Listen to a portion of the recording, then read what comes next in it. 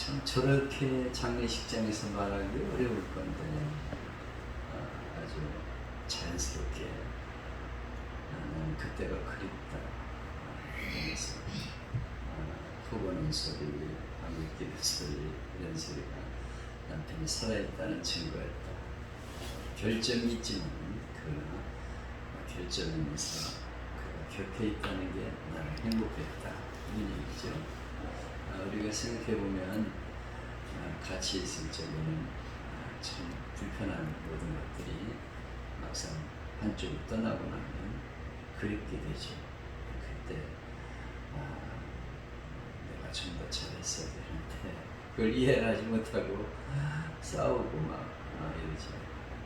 참 그런 소소한 것까지 사랑할 수 있는 그런 마음을 가지고 살아가고 있습니다. 네, 오늘도 성남 소망교회에서 콩깍지 교회 예배를 드리는데요. 속히 코로나가 끝나고 회복되기를 바랍니다. 제가 요즘 식당이나 카페가 보니까 완전 회복이 된 상태예요. 옛날 코로나 이전의 상태로 돌아가서 바글바글합니다. 그래서 이제는 코로나 겁 안 내는구나. 코로나 정부에서 아무리 말을 해도 우리는 괜찮다 이렇게 생각하는 것 같아요. 백신도 나왔고, 네? 백신도 나왔고, 백신도 나왔죠. 점점 맞아가는 숫자가 늘어가니까 그런지 아니면 이제 만성이 되어가지고 괜찮아 이런 생각을 하는 것 같아요. 근데 하여튼 속히 회복이 될 수 있기를 바랍니다. 디아스포라 여기저기 옮겨다니면서 드리는 예배가 끝나야 될 텐데 우리가 아울렛 안에 있는 믿는 분들과 믿지 않는 분들 같이 모여서 선교를 위해서 생겨난 교회인데 여기서 예배를 계속 드리고 있습니다. 이제 종식이 곧 드리려고 믿습니다. 오늘은 내일이 부부의 날 21일이에요. 오늘 20일인데 둘이 하나가 된다. 그래서 부부의 날이라고 그러죠. 우리 5월달에는 가정에 대한 기념일이 많죠. 어린이날, 어버이날, 부부의 날 이렇게 지키고 있어요. 스승의 주일과 성령 강림 주일이 있는데 스승의 주일은 우리끼리 예배를 드리기 때문에 이거는 뺐습니다. 그리고 오늘 부부의 날 기념해서 가정의 주일 예배를 드리는 말씀을 전하고 이번에 제주도 다음 주에 가서 수요일 날 콩깍지 예배를 거기서 드리면서 성령 강림주일 성령에 대한 말씀을 같이 생각하며 은혜를 나누고 합니다. 스코트 웰프라는 사람은 세계에서 그 이혼을 가장 많이 한 사람으로 기네스북에 올랐습니다. 무려 26번이나 이혼을 했어요. 돈이 많은가 봐요. 그래서 이혼하면 지정으로 돈도 많이 배상을 해줘야 되는데 26번이나 이혼을 했습니다.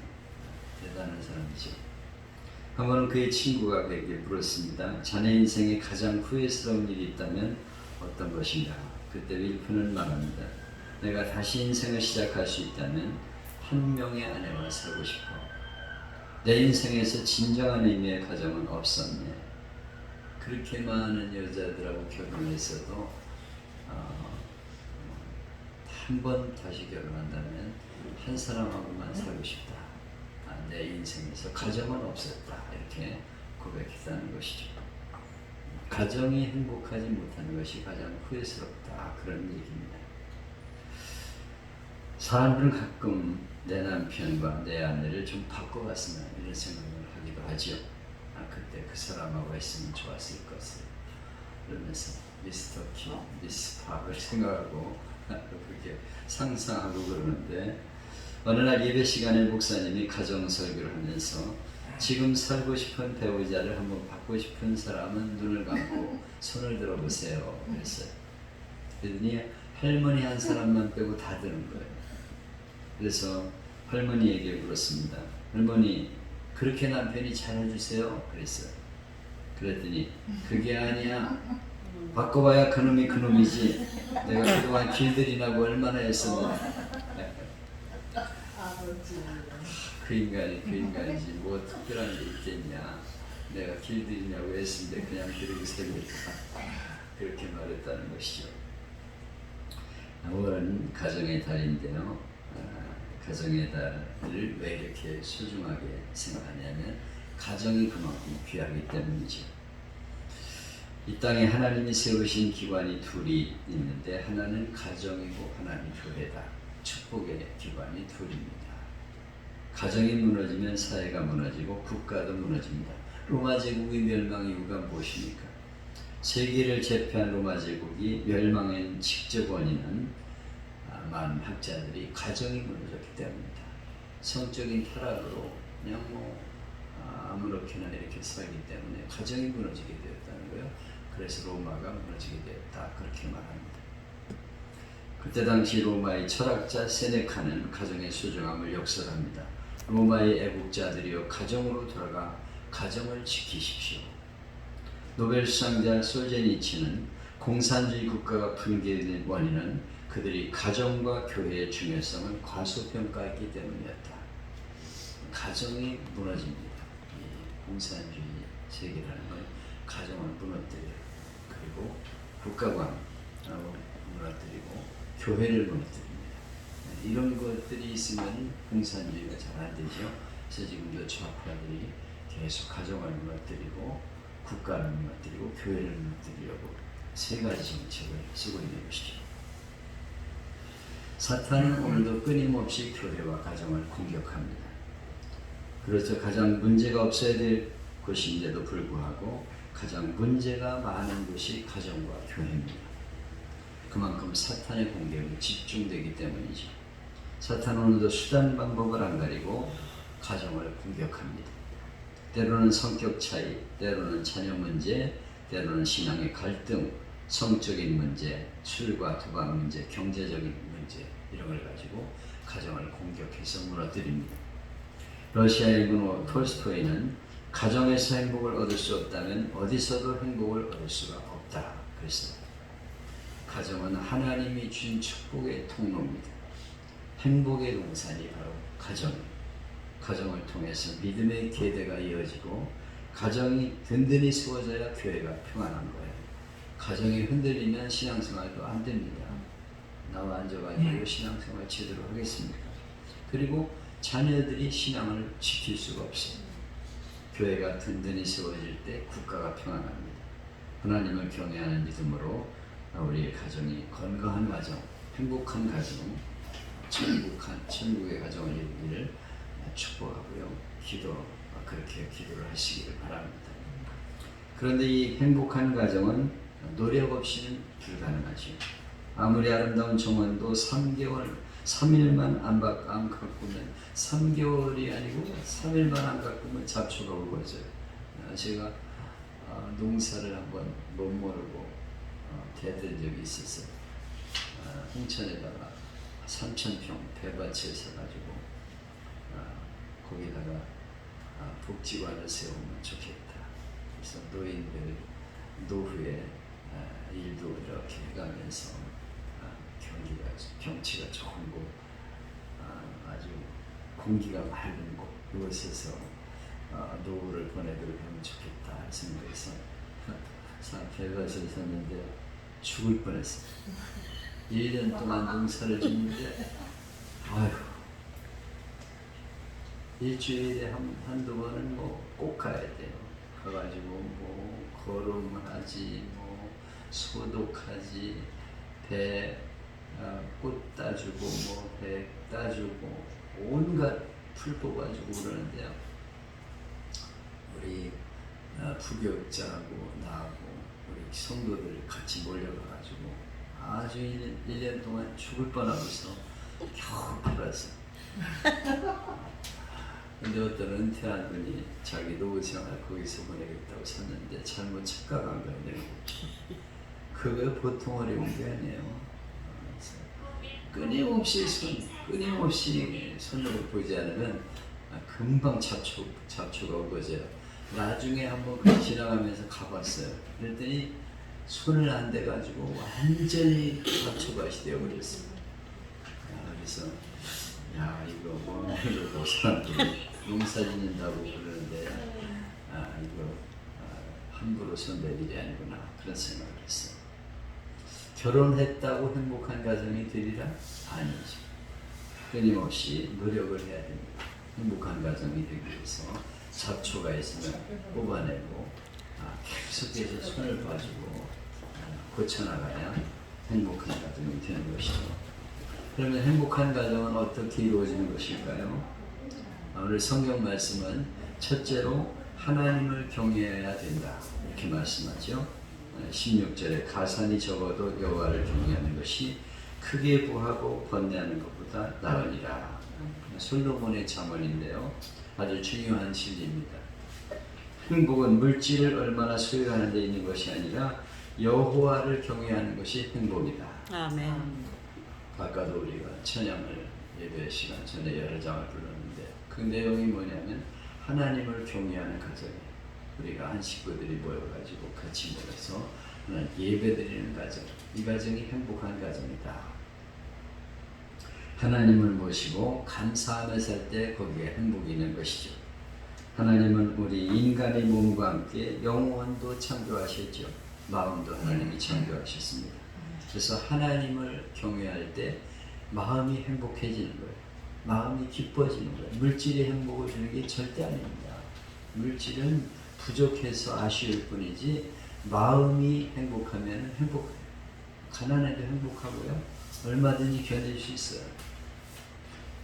그래서 우리는 행복의 조건을 물질에서 찾아서 안 되고 하나님을 섬기며 하나님을 믿고 의지하는 데 찾아야 하는 것이죠. 근데 대부분의 사람들은 행복의 조건을 소유에서 찾아요. 그래서 어떤 조건을 가지고 있느냐, 결혼 대상을 만날 적에도 그 사람이 집이 있냐 없냐, 직장이 든든하냐 아니냐. 물론 이거 조건으로 중요하지만은 그게 조건이 아니고 먼저 얼마나 하나님을 잘 믿냐 이걸 따져야 되는데 그건 다음이에요.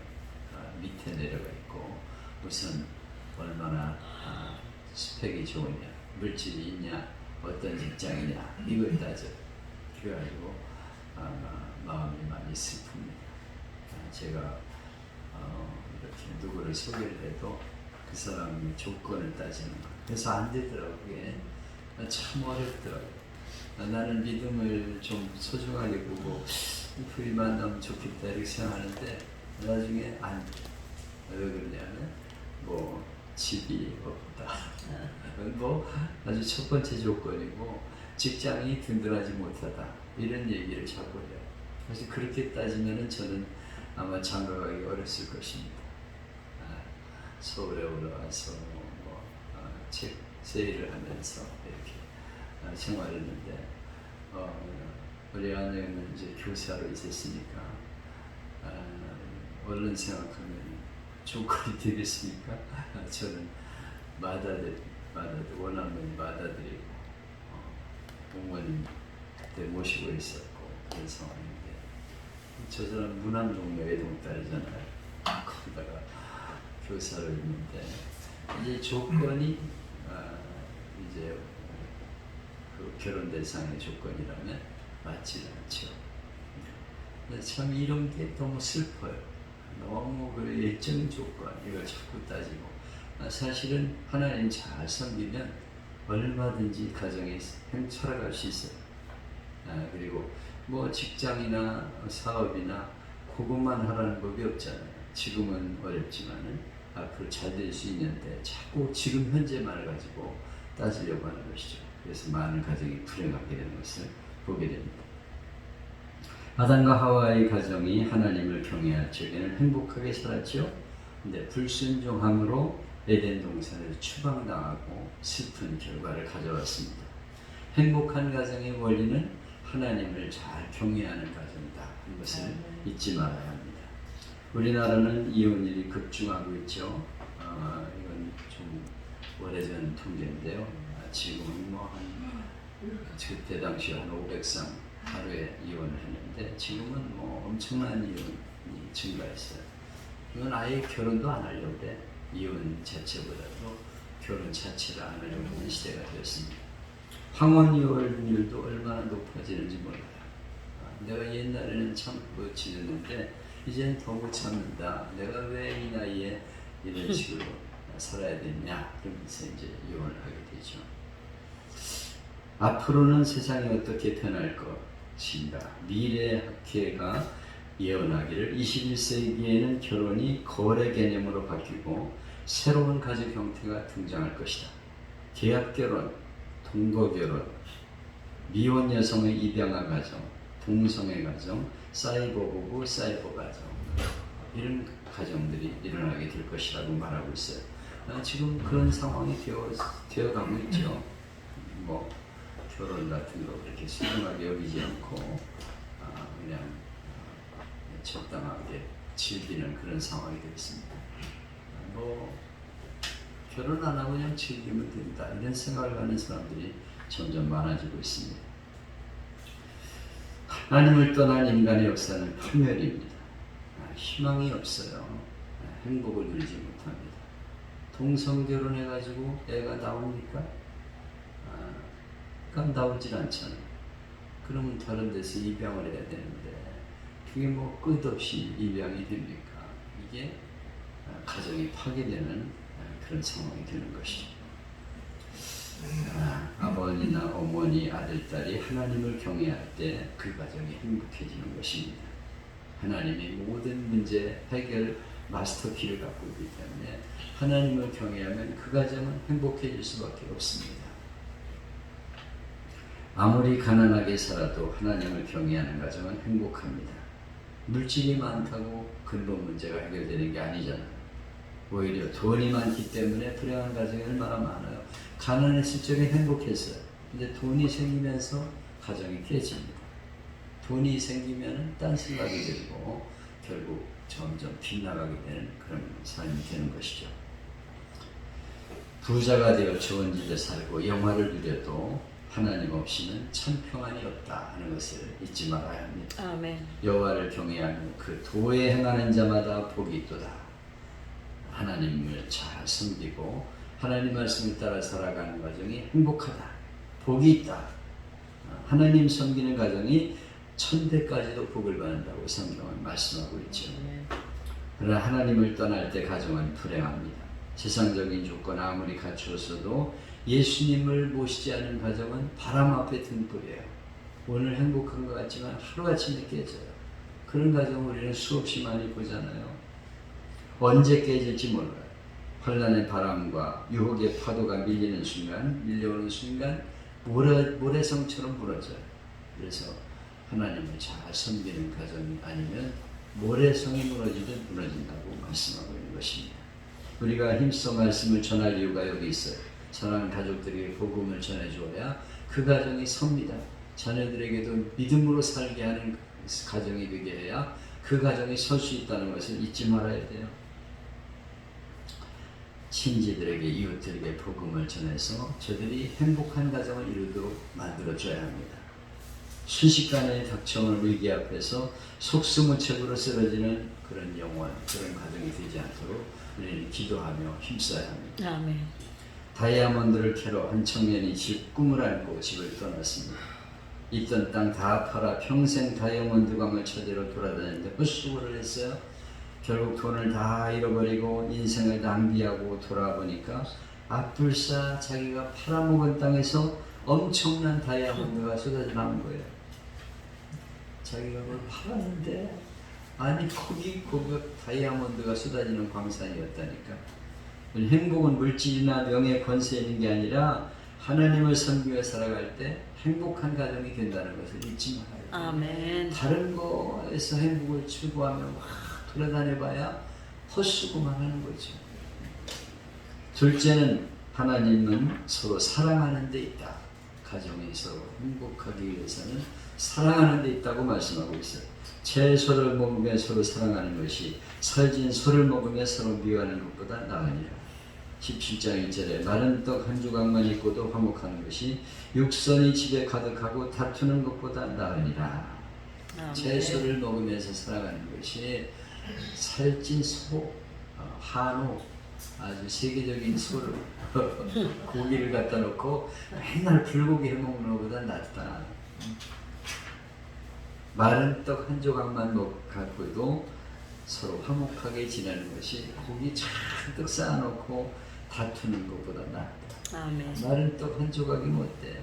서로 사랑하며 살 때 그게 행복이죠. 고기 잔뜩 갖다 놓고 맨날 싸워봐. 불행하는 거야. 울고 그렇게 살아가게 되는 것이죠. 된장찌개에 김치 한 가지를 먹어도 사랑하며 사는 것이 천국이다. 아멘. 최고급 한우를 냉장고에 가득 채워놓고 미워하면 그건 거지보다도 못한 거예요. 화려한 집에 온갖 좋은 가재도구를 갖추고 살아도 부부사랑이 금간 가정은 행복을 노래할 수가 없죠.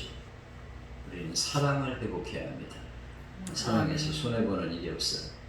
내가 먼저 사랑할 때 거기에 천국이 임하게 되는 것입니다. 아멘. 사랑이 부족한 가정의 특징은 무엇이냐? 화를 낸다는 거예요. 신경질을 부리고 다툽니다. 자기가 옳다고 주장하고 상대방을 비난하고 정죄하는 거예요. 여기 18절에 분을 쉽게 내는 자는 다툼을 일으켜도 노하기를 더디하는 자는 시비를 그치게 하느니라. 툭하면 화를 내. 내 원래 성격이 그래.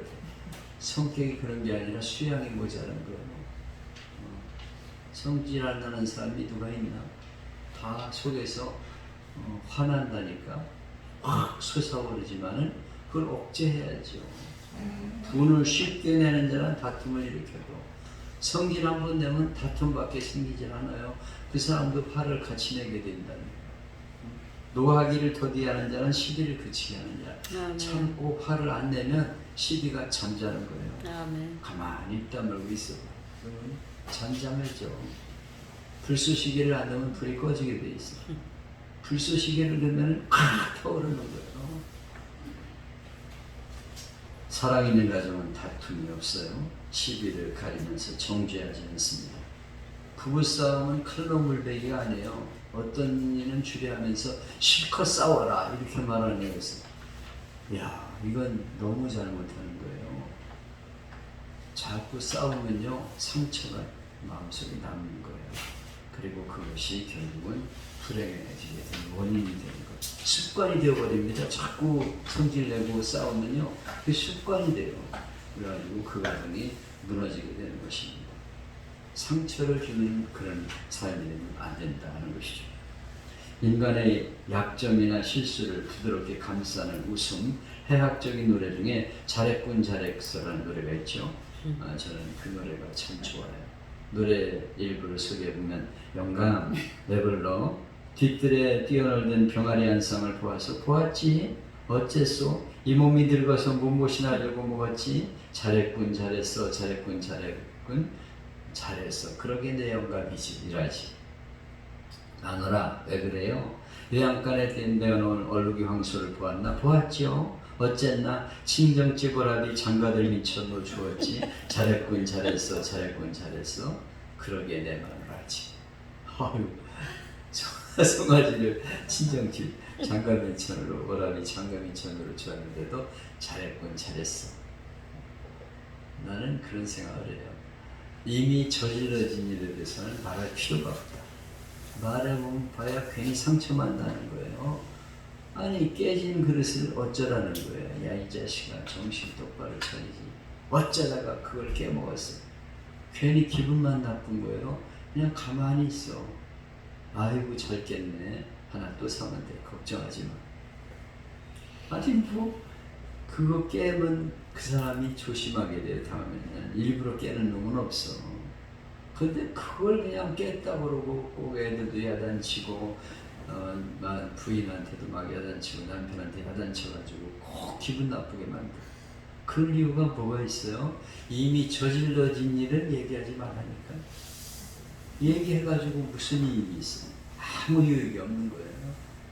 잘했다 그래 그냥 잘했다. 아우 잘했다. 그래 자꾸 깨야 습관이 되지. 자꾸 깨. 그럼 새거 생겨 이렇게 얘기를 좀 바꿔가지고 얘기해. 그러면 조심해야지 이런 생각을 하게 되잖아요. 자주 싸우는 부부가 있었습니다. 그들은 사소한 거 가지고 툭하면 싸워요. 그래서 그들은 협정을 맺었습니다. 모든 말에 상대에 대한 애정과 칭찬을 고백하는 표현을 하기로 했어요. 그것도 상대방의 말보다 더 닭살 돋도록 얘기하기로 했어요. 얼마 후 싸움을 하게 되는데 남편이 먼저 시작합니다. 사랑하는 여보, 도대체 집안 꼴이 이게 뭐예요? 꼭 돼지우리 같네. 멋진 여보, 나는 집에서 하루 종일 놀기만 하는 줄 알아요? 하늘같이 사랑하는 여보, 피곤한 눈으로 집에 들어오는 사람 생각도 좀 해줘야 할 거 아니야.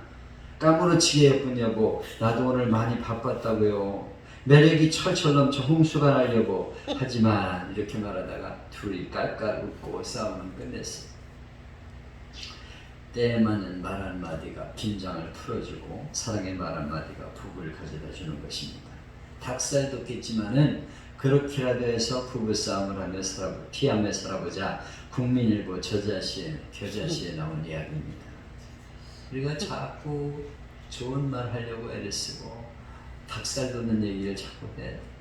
점점 그러면 그 가정이 행복해진다 하는 것이죠. 화가 날 때는 침을 한번 삼켜. 말이 하고 싶을 적엔 침을 한번 꿀꺽 삼키면 그것만 해도 도움이 돼요. 또 열을 세. 하나, 둘, 셋. 성질이 팍 날 적에는 열을 세는 거예요.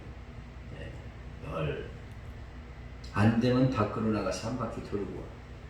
다 같이 돌자 동네 앞으로. 쭉 돌고 나오면 기분이 풀리게 돼 있어.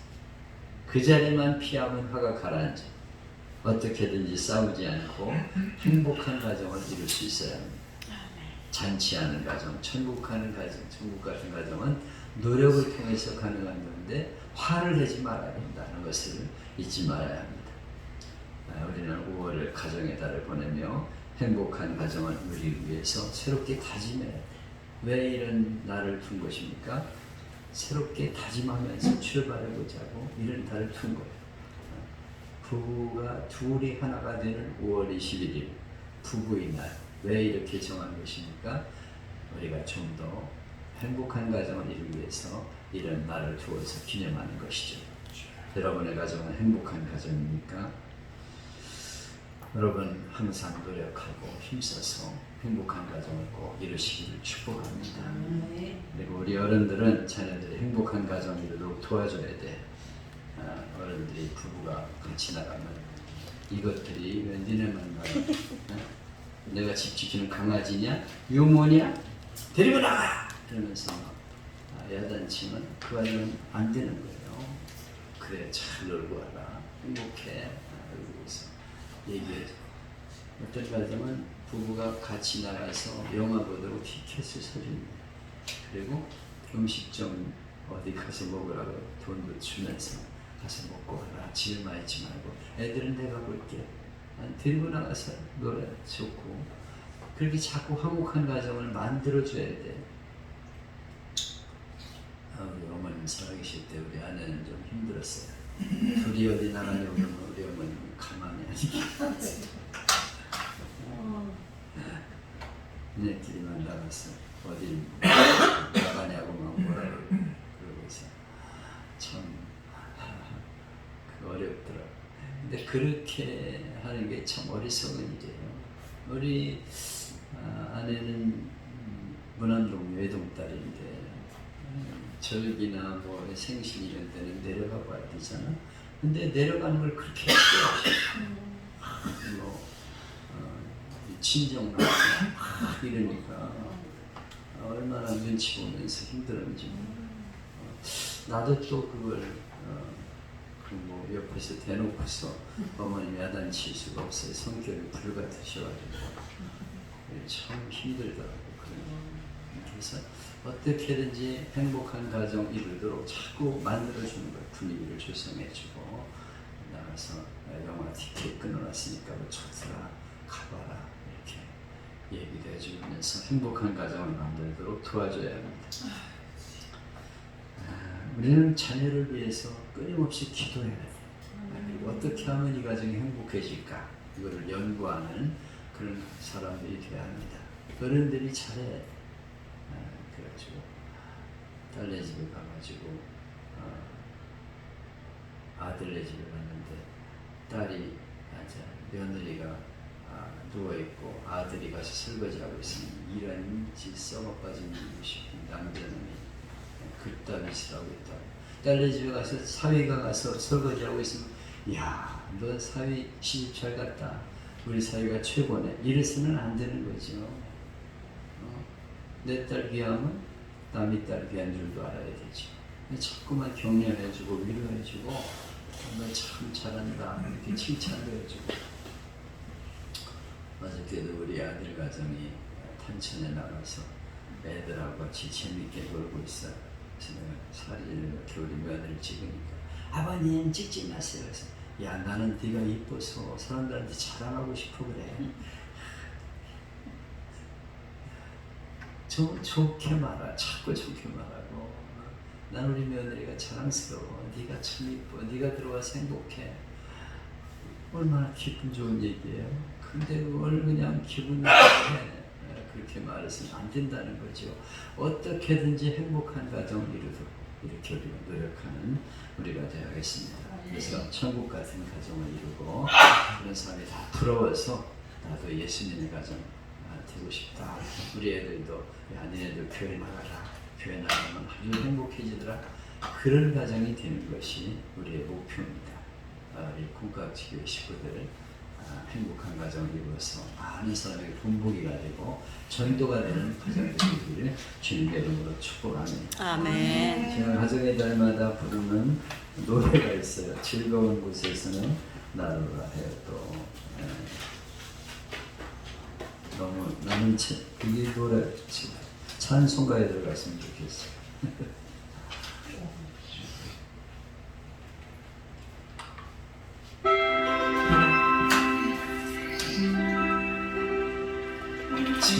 즐거운 곳에서는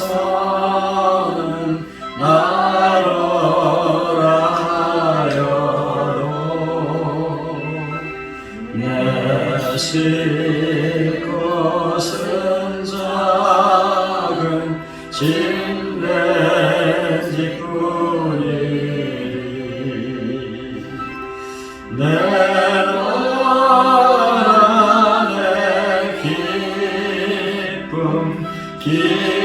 길이 쉴 곳도 꽃 피고 새우는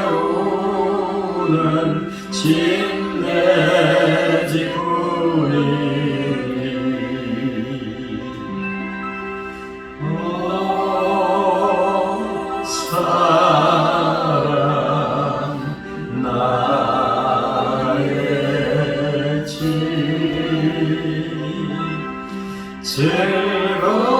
즐거운 나의 것 내 집뿐이니